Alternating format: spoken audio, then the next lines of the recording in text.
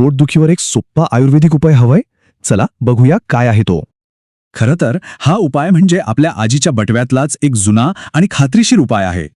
अनेकदा अचानक पोटदुखीचा त्रास होतो आणि त्यावर लगेच उपाय हवा असतो.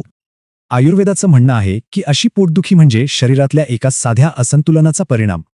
म्हणून बरं वाटण्यासाठी हे नैसर्गिक संतुलन परत मिळवणं फार गरजेचं आहे.